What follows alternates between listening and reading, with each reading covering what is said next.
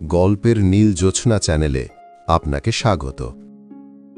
আপনারা শুনছেন কবি রেশমা মারুফের আরবের রাত্রি, মরুভূমির দেশে ভ্রমণ কাহিনী ৩, পর্ব ৩।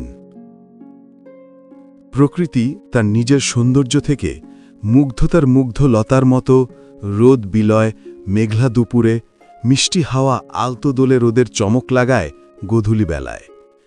অনেকটা বেলা ধরে জমানো মেঘগুলো এদিক ওদিক আনাগোনা করে, মেঘমল্লার সাম্পান করে।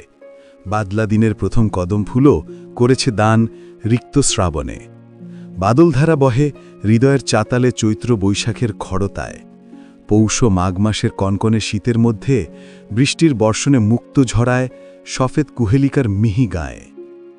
মা ও মেয়ে দুজনেই ভীষণ ভীষণ অভিমানীর গহনে ছুটি আকাশের মেঘ রোদ্দুর ছুঁয়ে ছুঁয়ে। জ্যোতিকার বাবার মোবাইলে রিংটোন বেজে ওঠে। জ্যোতিকার বাবা মুঠোফোন হাতে নিয়ে কথা বলতে থাকেন। এদিকে মেয়েকে নিয়ে আমি ব্যস্ত হয়ে পড়ি। জ্যোতিকার বয়স এখন ৮ বছর ৯ মাস। এখনও সে নিজেকে গুছিয়ে নিতে পারে না, তাই প্রবাসে মাইকার একমাত্র সঙ্গী। বাবা হচ্ছেন মেয়ের প্রিয় মানুষ এবং একমাত্র প্রবাসী খেলার সাথী। ফোনের কথা শেষ করে জ্যোতিকার বাবা জানালেন রিয়াদুল আসবে না, তারও বাহিরে যাওয়া হচ্ছে না। মনে মনে খুশি হলাম। ঘরের বাহিরে যেতে সাই দিচ্ছে না সোনার শিকলে বাঁধা পড়া অন্তর। বাবা আর মেয়ের খুনসুটি চলছে। মেয়েটা পার্কে যাবে, কিন্তু বাবা যেতে চাইছেন না। মেয়েটার জন্য মায়া লাগছে।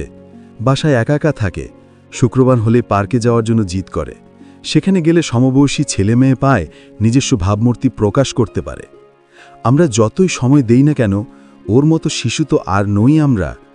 সৌদি আরবে একা কিছু চিনি না, সেটাই ওর কষ্টের ব্যাপার হয়ে গেছে।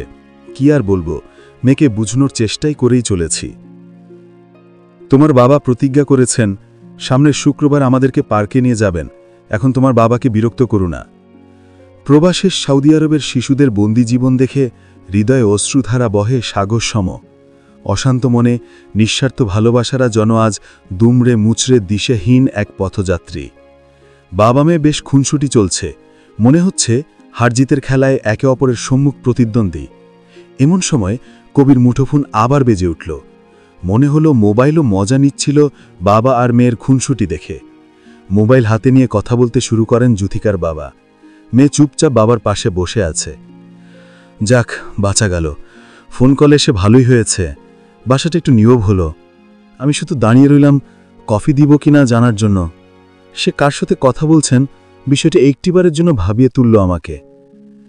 আমার কাছে খুবই বিরক্ত লাগে অন্যের পিছনে লেগে থেকে একটা মানুষের মানসিক শান্তির বিচ্ছেদ ঘটানো। বিবস্ত্র মনের মনুষ্যত্বের পরিচয়ের মতোই মনে হয় নিজেকে।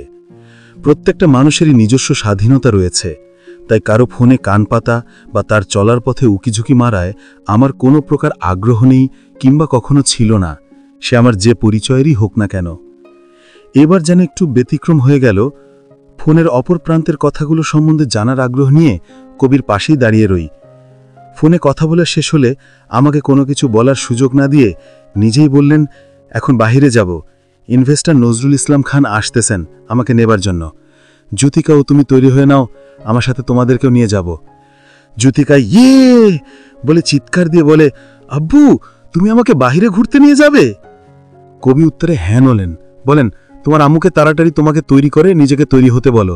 তোমার একটি আঙ্কেল আসতেছেন, আসতে বেশি সময় লাগবে না।